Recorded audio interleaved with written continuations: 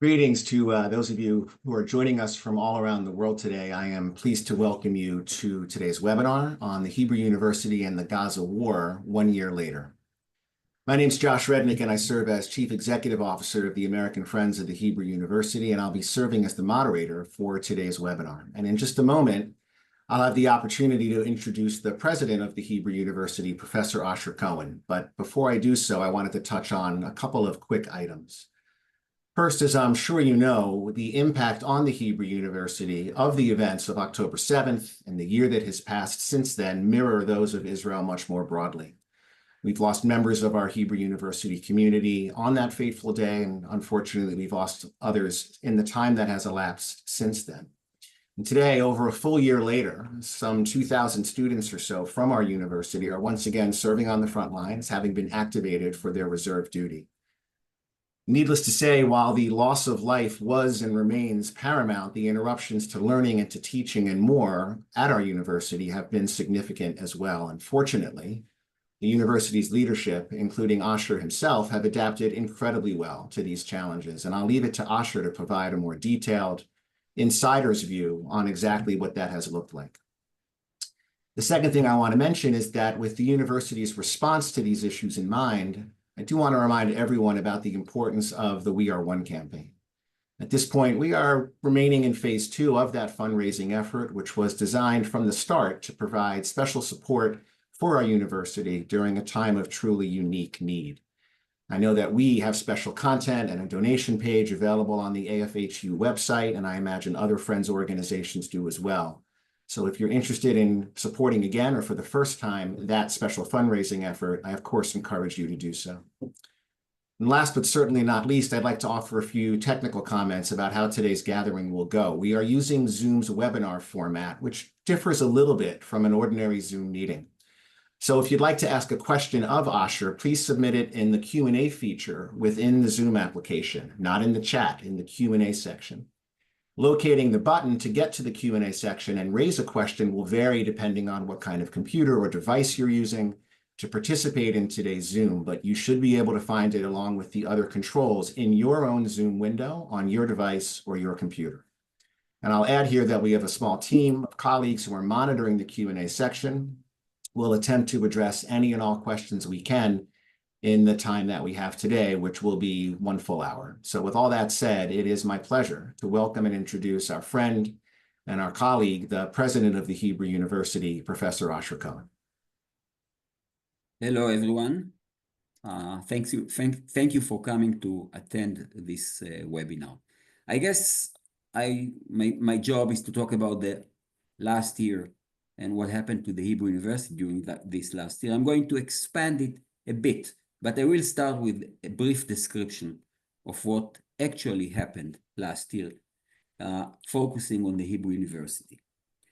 But before doing any of that, I want first to acknowledge the fact that there are still 101 hostages in Gaza, including one from the Hebrew University, Sagi Dekel-Chen, the son of Professor Jonathan Dekel-Chen.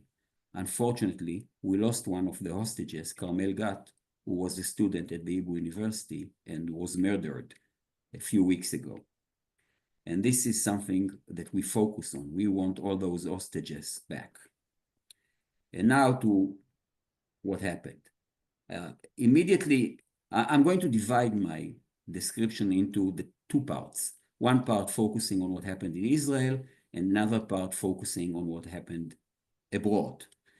So I'll start with Israel. At the start of the war, which was about a week after the October 7 horrible event, at the Hebrew University, we had 7,000 of our students that were called for reserve duty.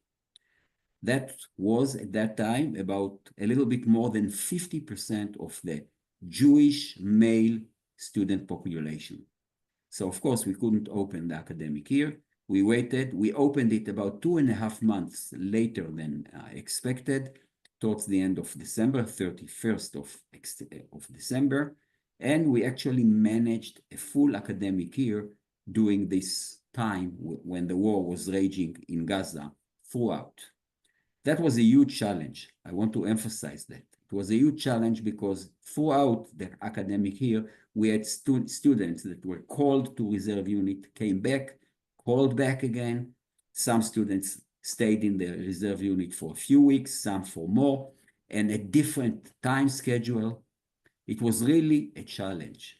And what we had to do during all of this time is to adjust so that each and every student will have the opportunity in some capacity to participate in the academic year. That was our job, and we invested a lot of time. At one point, I estimated, I think that across all of our faculty members, we spent probably about 1 million hours above what we normally do collectively in order to address all the different issues that arose, both academically and emotionally. And in this respect, I'm happy to tell you that when we looked at the academic year, once it was over, and it was over a few weeks back, that we had two, in fact, measures of success of what we did. One measure of success is the dropout rate. We always have some students that are dropping out because they find that the academy is not really what they were looking for. It's a small percentage. We looked at the percentage of the students that dropped out this year, and in fact, it's a little bit lower than the normal dropout percentage that we have. That means that at least not more students than usually dropped out of the university. We consider it as a huge success. We have another measure, by the way, and that's the grades that students that served in the reserve units received during the academic year relative to the others. And in fact, the average grade of those students that served in the army was actually higher, not lower, higher than the other average grade. So all of those measures suggested that we actually did a pretty good job in providing an academic year in as a normal academic year as possible.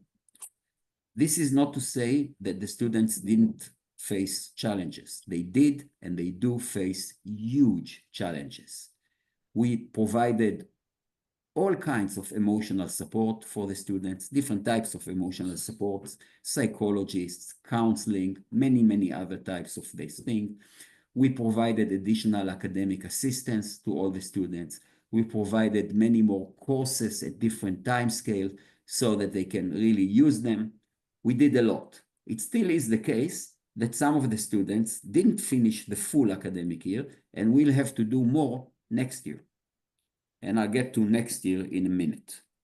So as far as we're concerned, we think that we did really a good job. We wish we didn't have to do that. We wish we were at a normal time, but given the situation, we actually coped quite well with what happened. And I feel happy at least about that aspect of what happened last year.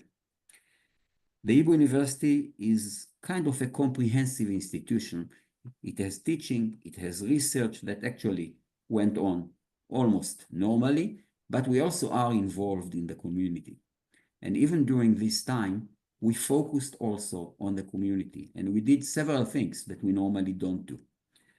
We actually started working in Ofakim. Ofakim is a town in the south, part of the Gaza envelope in a way, and it was attacked during October 7. We are now engaged in a very large agricultural technology kinds of enterprises with the city.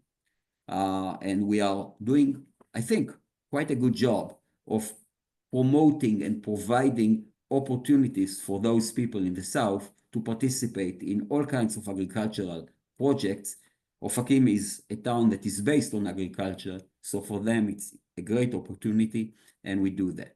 We are also involved in Sderot, another town in the south that was attacked by the Hamas terrorists.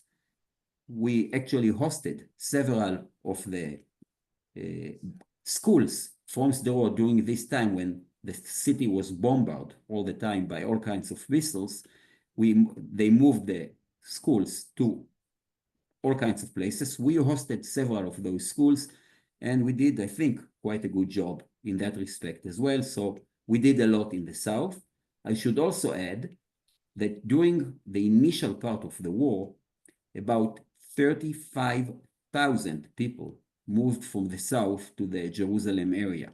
So volunteers from the Hebrew University established a database of all of those evacuees so that they could get food and any kind of assistance that they needed to during this time. Unfortunately, the Israeli government at that time was not as effective in this respect, so we provided everything that we could. We had lots of volunteers from all aspects, from all corners of the Hebrew University community, and we did quite a bit in that respect as well.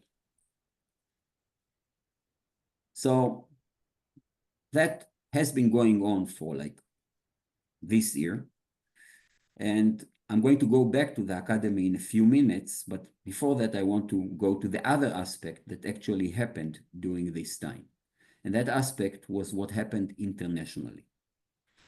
You probably know that in October 7, the very day that our people were massacred by the Hamas terrorists, some students' organizations in Harvard issued a statement condemning Israel for this massacre, no less. So there are student organizations that are radical and stupid and are not evidence-based, but the Harvard management issued a statement, I think a day later, in which they related to those student organizations and to everyone else equally. They issued a statement saying that they call on both sides to avoid violence. That was a few days after the massacre in October 7. Same thing, by the way, happened in Stanford. So we issued a very strong letter, public letter at that time, to the presidents of those two institutions, in which we outlined what to us, and I think to most everyone, was hypocrisy and really lack of leadership when they did what they did, not having the courage to look at the situation that was actually a simple situation and try to avoid saying anything about it. I think following that, at least in terms of university management, the situation improved quite a bit. It's not that we didn't have incidents with university management. You probably all remember the show of the three presidents in the Congress or in the Senate that was really not something that we should expand on. But generally speaking, university managements tried to show solidarity with the Israeli academy. What did happen is, of course, as you are very well aware of, there were all kinds of protests of different types in the universities, in the campuses of the universities, by student organizations, by many students. Demonstrations, protests by universities are okay. But what we saw there, what we witnessed there, were actually anti-Semitic activities of all kinds. So, and there was also a lot of pressure by student organizations, the radical student organizations, on university managements to start boycotting Israel. So then we had this new front. On the one hand, anti-Semitism of different types at the campuses, and some universities, not in the US, by the way, but elsewhere, in some parts of Europe, that started questioning the relationship with the Israeli institutions, including the Hebrew University. So what we had to do during this time, we established a headquarters of several people that started explaining to the university managements and to whoever else that was involved what the situation actually is, explaining what universities are about, and trying to explain to them why boycotts are really against the spirit of any academic activity. So we had contact with faculty members, we had contact with university managements. And again, when I look now at the situation as we speak today, a year away, the situation is troubling in many ways, but not really disastrous. If I can summarize it, I'll say that. In terms of student organizations and student protests, they still exist. Less than last year, quite a bit less than last year, but they still exist. We cannot know how much faculty members avoid Israel because when they do that, it's usually tacit and we don't have any way of measuring it. By our estimate, if that happens, and sometimes it does happen, it's actually a small minority of faculty members that do that. By and large, faculty members do not participate in boycotts. Some of them do, but the vast majority of them don't. With respect to university managements, generally speaking, almost all the university managements, certainly in North America, show solidarity and express willingness to cooperate with Israeli universities in different types of activities. When it comes to their policies with respect to the unrest in the campuses, it's mixed.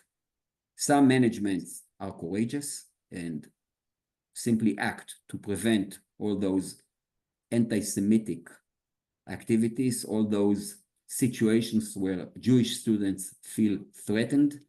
They actually act.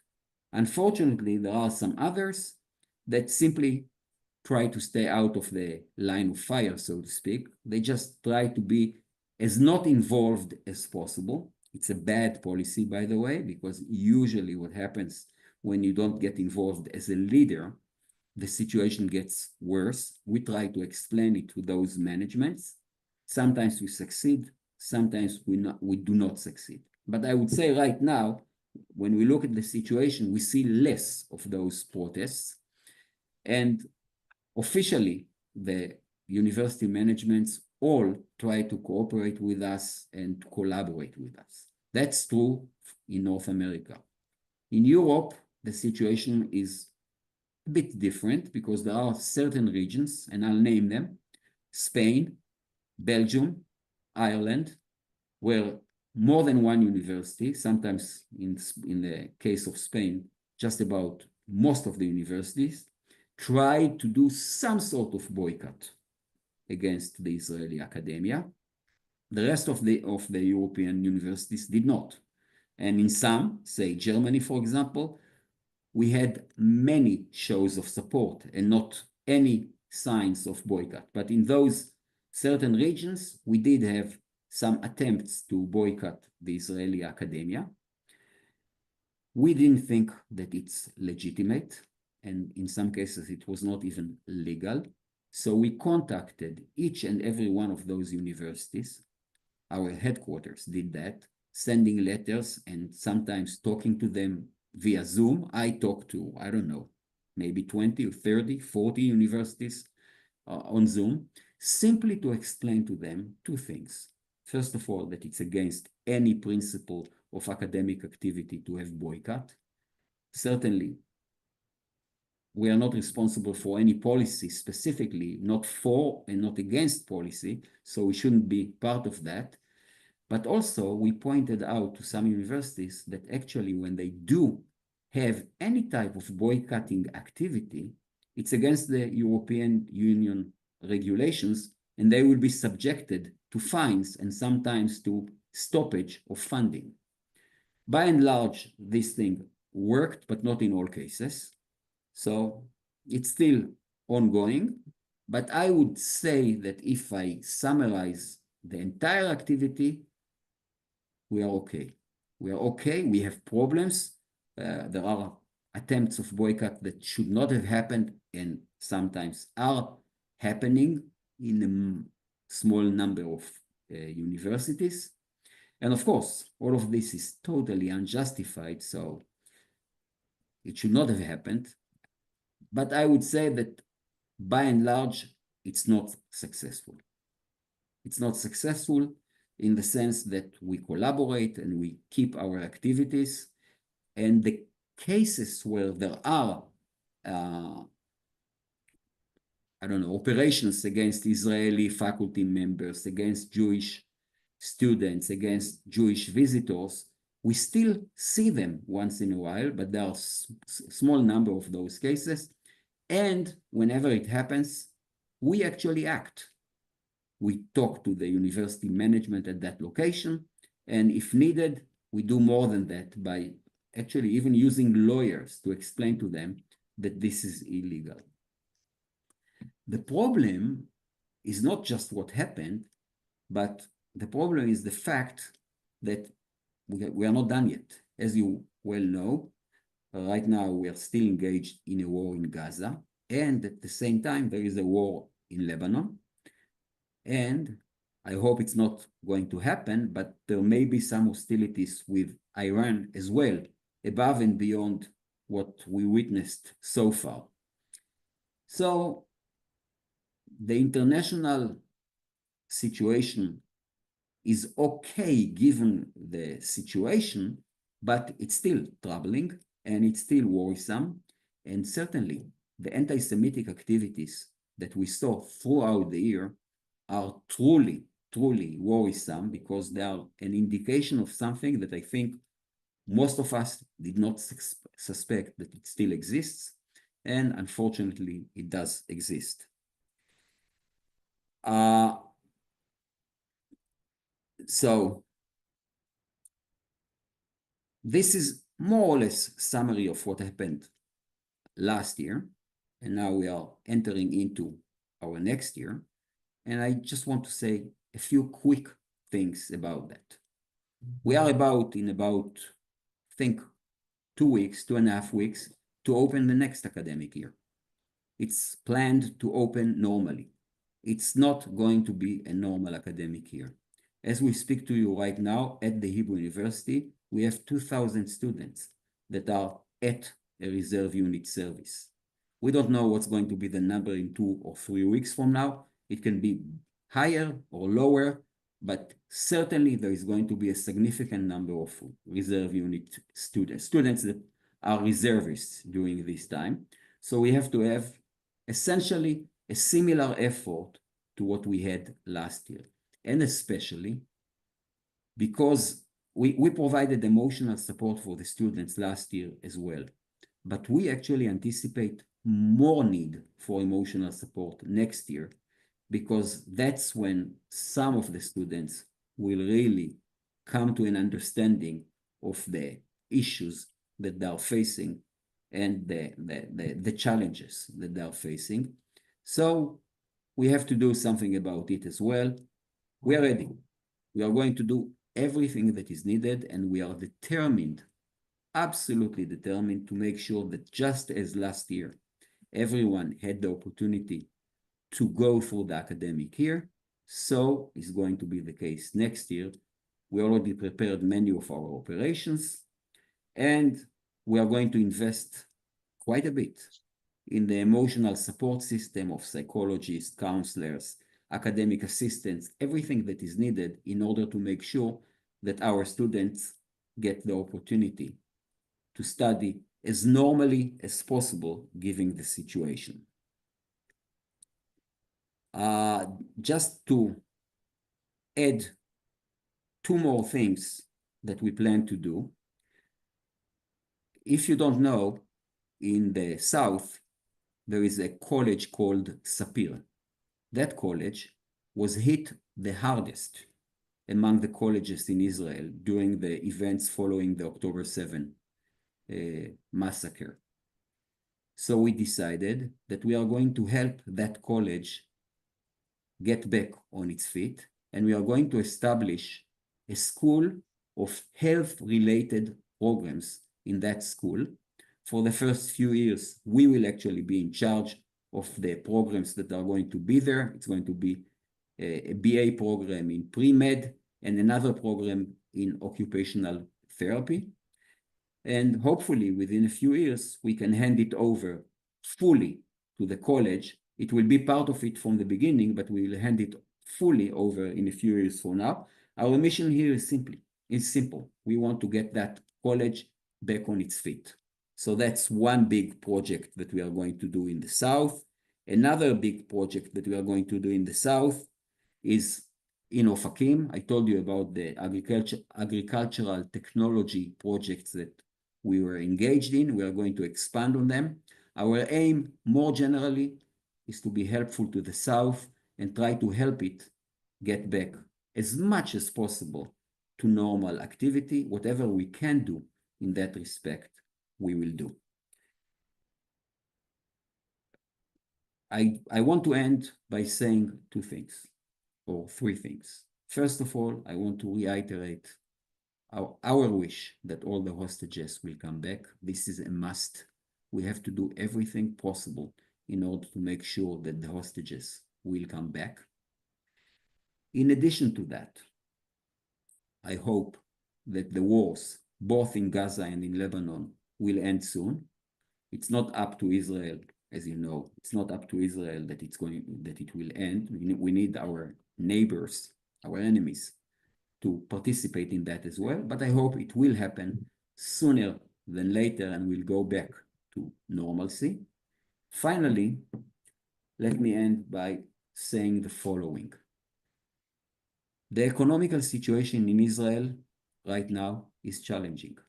When a country is in a war, a year-long war, it gets hit economically. Many people don't work, many people work partly, many families don't function fully. There are lots of issues and lots of problems in the economy. Once the war is over, there is going to be a lot of work to be done in Israel to get it back to where it was and beyond. And I want to state what I truly, truly, truly believe in.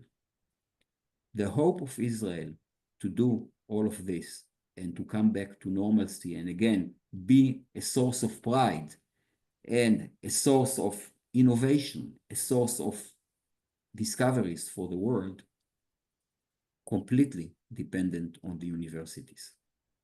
And the Hebrew University is one of the chief universities, the chief university actually among them. In many ways, we are the hope of the future. We know that. We are ready for that. And I'm pretty sure that we'll be able to do that.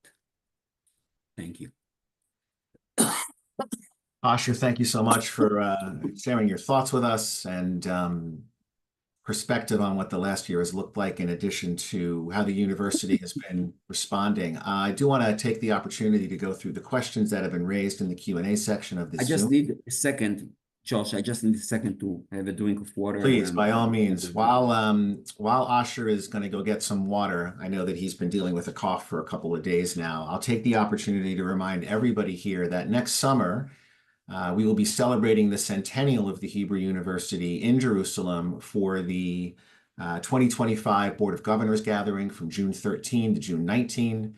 Again, this is obviously a unique moment in time and in history, much more broadly speaking, but the opportunity to be together as one large community in support of our university, I think will be a special opportunity for everyone. So please, if those dates are not yet on your calendar, make sure that they are. And I, for one, look forward to seeing you in Jerusalem next summer, if not before then. So let's turn back to the questions and we'll start to go through them. So the first question, Asher, was raised by our friend David Anson in California, Los Angeles. And David asked the following: knowing that there are more students who are now being, as we both mentioned, pressed back into reserve duty, and some of them will be serving up north, in addition to those serving down in Gaza. You did mention the number of students who will be impacted as the new academic year begins. If you could just remind everybody who's here how many students are affected. And if you could speak to the kinds of needs financially, at least, in terms of direct financial support, scholarship support for their tuition expenses and more, what those might look like this year. Yeah, as I said, right now we have 2,000 students that are at active reserve unit service. We don't know what's going to happen in a few weeks from now, but as the situation looks right now, it's probably going to be at least the same number of students as we have now. And that means that we have lots of students that will miss parts of the semester. Usually students go for a number of weeks, say 2, 3, 4 weeks, come back to civil life, and then possibly being called again several months later. So they miss chunks here and chunks there. And our challenges academically is to fill in all those gaps. And because different students have different gaps, we have to be flexible and provide courses that start at different times of the semester in order to be able to answer to all of those students. That's a big challenge, and it requires a lot more investment in terms of assistantships that we provide for the students, in terms of the number of teaching assistants that we employ, and so on and so forth. But I think the biggest support that we need is to fund all the emotional support systems that we have. We employ about 3 times as many psychologists as normally. Each and every student that wants a psychologist in order to go through some sort of a therapy or at least few visits, we provide them within days, and that requires quite a bit of that. We provide counselors of different types, social workers, or different types of counseling as well. And we provide academic assistantships to individual students that struggle. And all of those require resources. So if we get those resources, it will be easier for us. I want to stress, by the way, we will do it anyways. We will find ways to fund those things anyways. But of course, it will help us greatly if we get some support for that.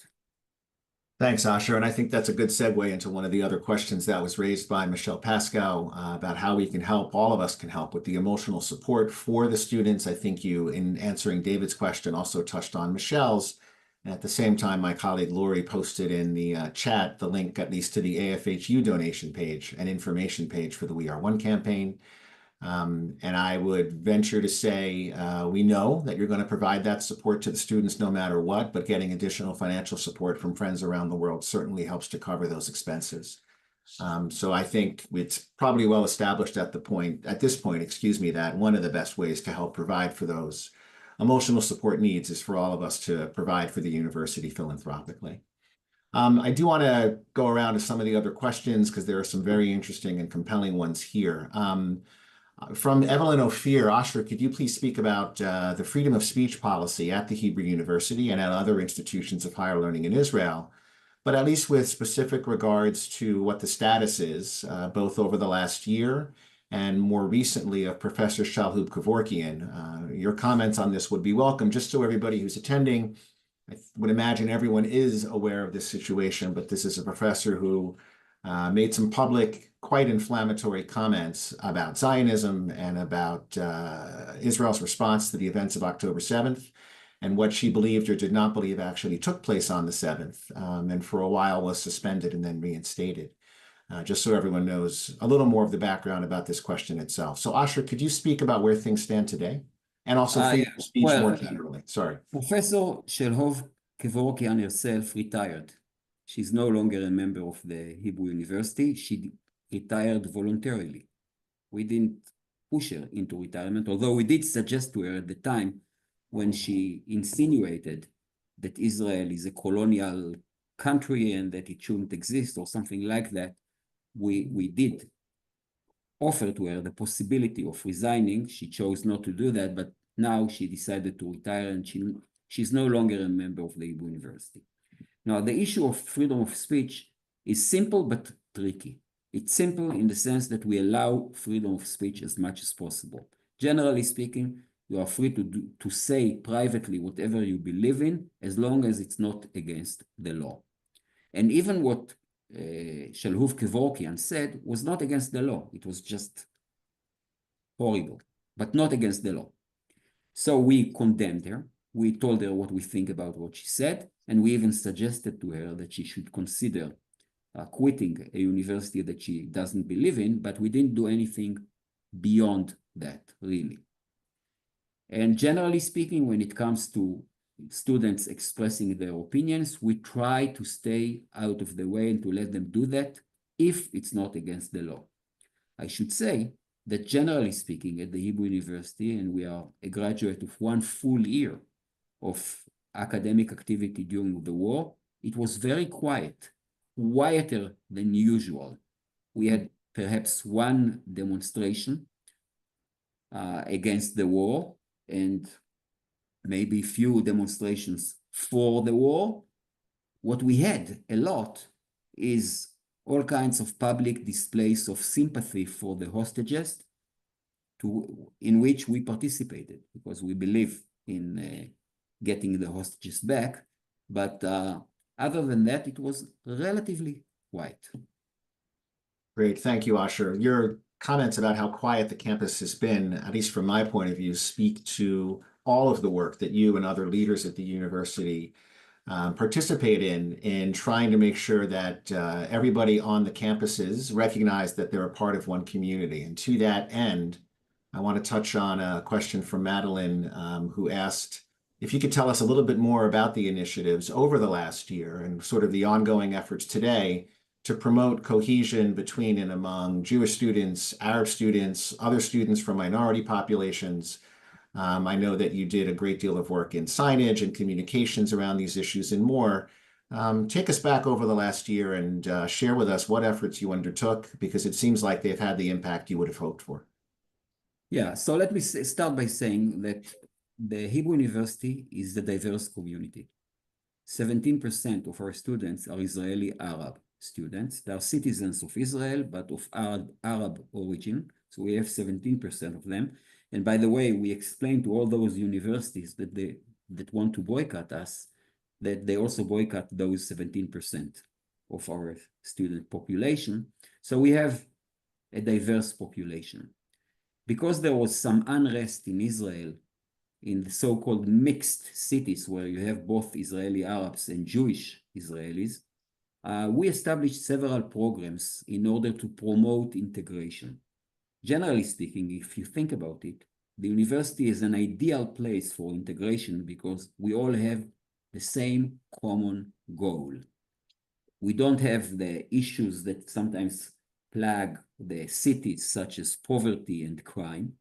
And so we can actually try to do things that will encourage students from different types of population to talk to each other and to get integrated as much as possible. We prepared several of those programs. When the war started, we were worried that there will be a lot of unrest because of the tension between Israelis and Palestinians. We were actually surprised by how quiet the campus was. So we did have our programs and we implemented them and they worked, but I think there was something that went beyond that. I think that just about all of our student populations, the different categories that we have, they all simply wanted to go back to normalcy. They wanted to study, they wanted to be to learn, to advance, and they didn't want just about anything else. So as a result of that, we had the programs, but we also had this desire of the students to be part of a normal activity. The outcome was really a quiet and relaxed atmosphere in all the campuses at the Hebrew University. I hope that we helped in this respect, but I think there was more than that. There was just a general atmosphere of really going back to normalcy. Understood. Asher, thinking back to what you were just saying about how quiet it's been on those campuses, other than a couple of demonstrations here and there, one of the questions that was raised by Gail Weinstein is around safety and security on those campuses for students, for faculty, for leadership, for administrators, but also, I would imagine if you read Gail's question in the Q&A section, for visitors. We know that well before October 7th, there was security on all the campuses. Maybe you could talk just for a moment about what security looks like today, 1 year later, and what other investments the university may have needed to make in order to make sure that returning to a sense of normalcy could be achieved. I don't know how to get to the Q&A section, so I'm going to... It's all right, I've got it up. I'm going to skip that part, but I'll say that. Let's start by empirical evidence. We had absolutely no issue of security at the Hebrew University in all of its campuses throughout the year. Jerusalem, you should know, by the way, we had not a single missile landing in Jerusalem. I think there is a tendency not to fire at Jerusalem more generally because there are all kinds of holy places here belonging to all religions, so people don't want to mess up with that.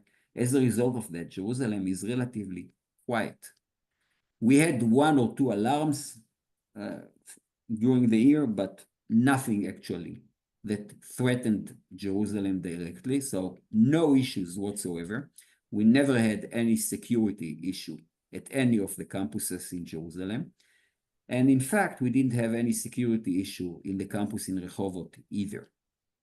That's what happened.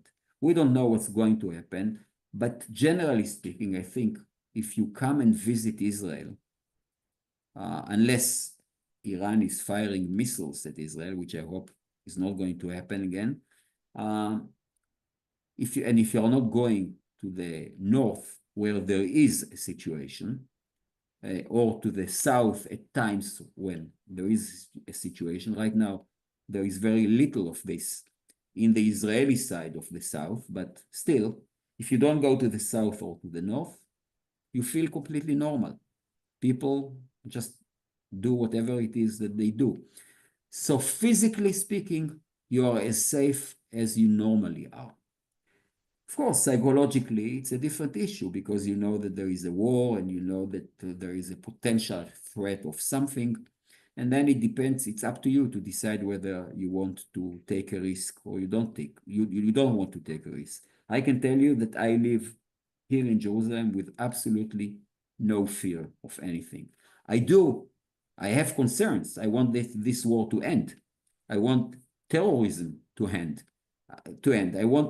We want to go back to normal situation.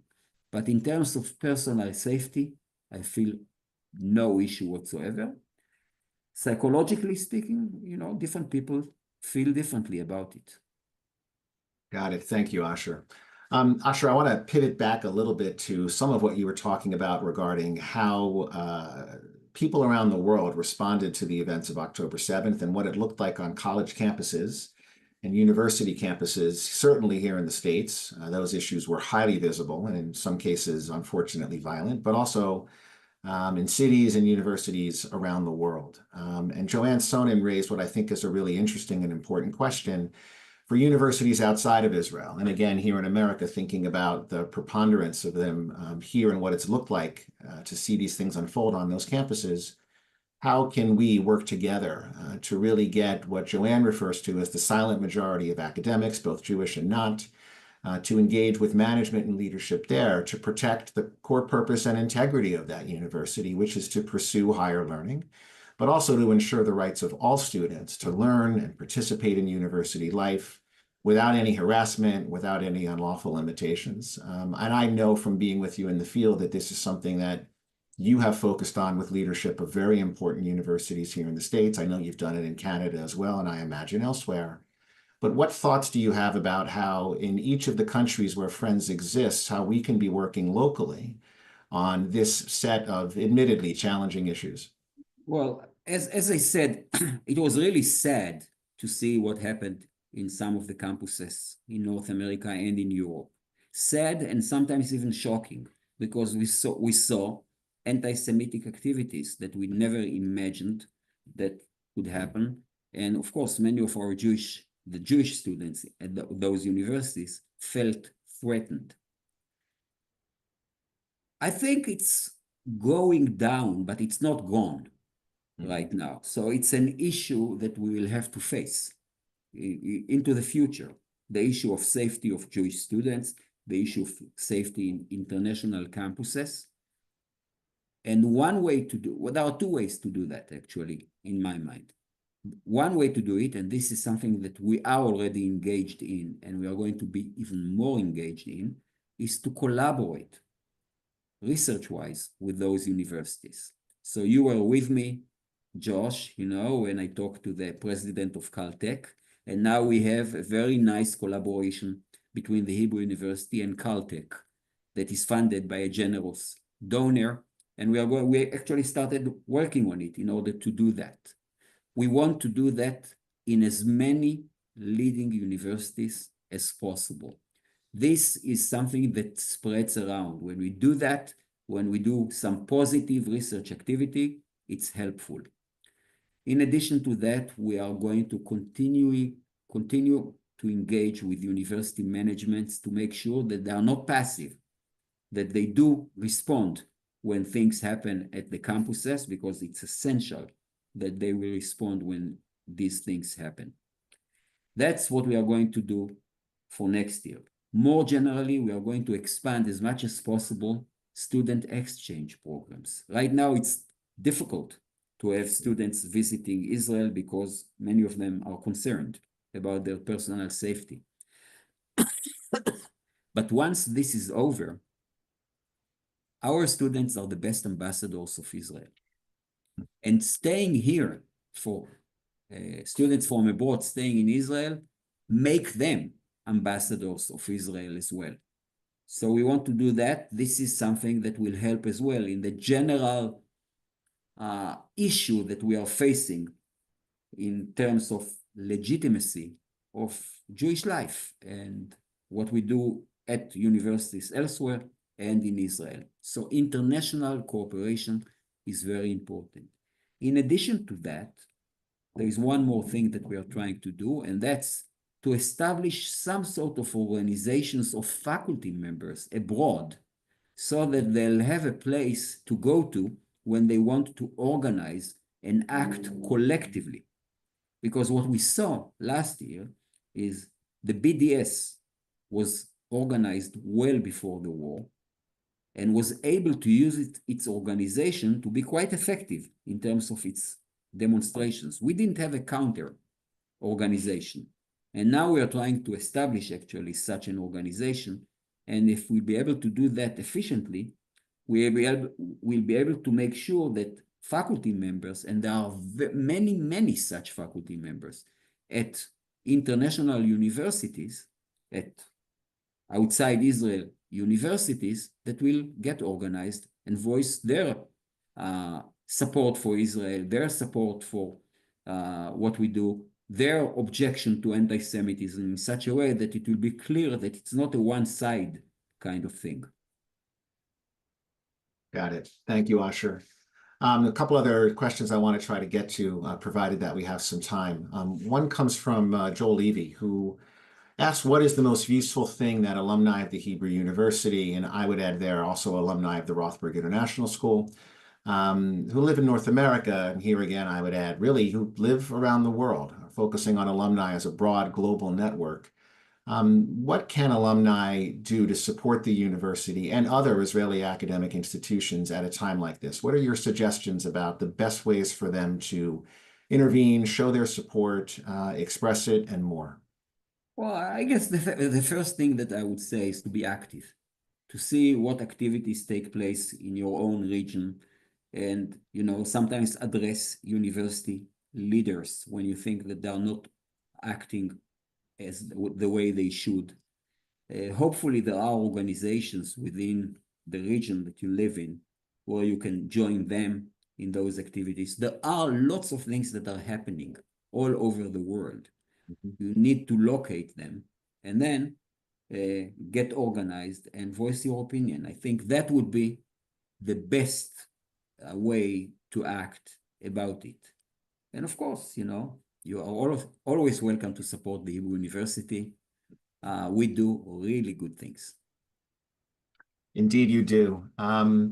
Okay, Asher, I think we're going to approach a point here where we'll bring today's webinar to an end. I, for one, on behalf of everybody who's attended today, but also friends who we know could not make this webinar, want to offer our thanks to you for your leadership, but also the truly thoughtful way that you approach it. What's up, Asher? You got... I just want to end by what I just about ended my description earlier. Israel is going to face a big challenge into the future. There is a price to be paid for a year-long war. We have to really establish back all the good things that existed and are still somewhere in Israel. what I want to say is to actually make this future happen, remember that the universities are a critical cornerstone in all of this, a critical cornerstone. We actually, in many ways, are responsible for the future, and we think we can help tremendously. And we cannot do any of that without your help. Our friends around the world are an integral part, a critical part of what we do, and everything that we do also with your participation and your help. So just remember that, and thank you for what your help so far. We truly appreciate that, and we hope we can continue this way. Thank you, Asher. Where I was going with some wrap-up comments was to thank you for your thoughtful leadership, and I think the closing comments you just made are perfect evidence of that thoughtfulness. And in terms of how to continue to support the university and make sure that it builds not only what Israel looks like today, but what that future that Asher just spoke about continues to look and feel like, part of the way to combat some of the economic issues that Asher has referred to, and part of just showing up and to be there for our support again, is to make sure that the largest gathering of friends we can possibly assemble go together to Israel next summer and join for the Board of Governors meeting that will be there to celebrate the centennial, to make a statement, not just to the university and its community and to Israel, but also to the world about the value of the university and the equal value of our support of it. So I look forward to seeing everybody who was on this Zoom today there next summer in Jerusalem. With that said, Asher, thank you again for your leadership and for joining us today. We'll get to wrapping things up here, and we'll look forward to seeing everyone again soon. Thank you, and Shana Tova. Shana Tova.